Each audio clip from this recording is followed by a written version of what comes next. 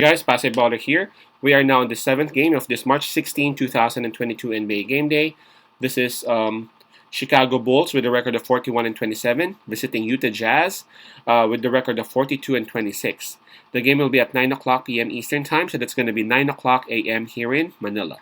I'm just inviting everyone who have not subscribed yet to our YouTube account or YouTube channel, Basketballer. Please click on the subscribe button below. At the same time, hit on the bell logo. That way, automatically, you guys will be receiving notifications whenever new videos are uploaded.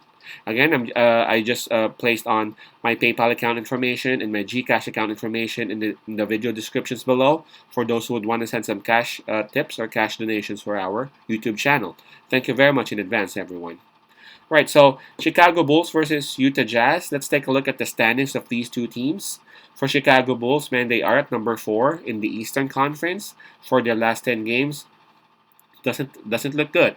They have only won 4 games, and they're actually coming off a loss approaching this game. So they have been winning, yep, but they are experiencing some inconsistency lately.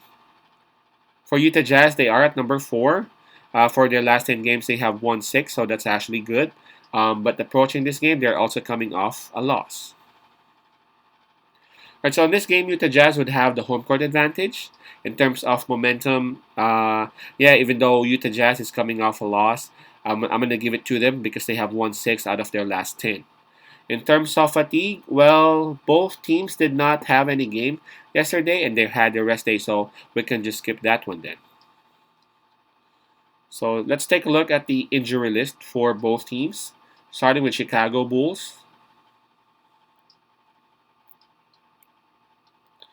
For Chicago Bulls, Lonzo Ball and Patrick Williams is out for this game, and Zach LaVine is actually listed as probable for this game. So again, 2 players out, possibly 3, depending on Zach LaVine's situation. Now for Utah Jazz, let's take a look. Now for Utah Jazz, 3 players are actually out. That's Daniel House Jr., Bojan Bogdanovic, and Azubuike. They're all out. And then we have Trent Forrest listed as questionable for this game. Okay, so let's check on the spread.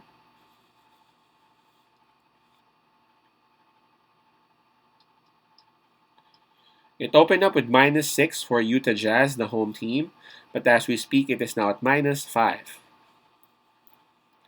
Right, this one's gonna be tough. I'm gonna watch this one. I'm gonna watch this game.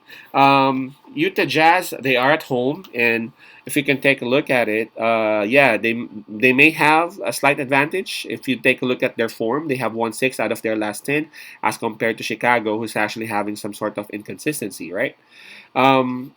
But for Chicago Bulls, it will be a huge lift that Zach LaVine would actually be playing.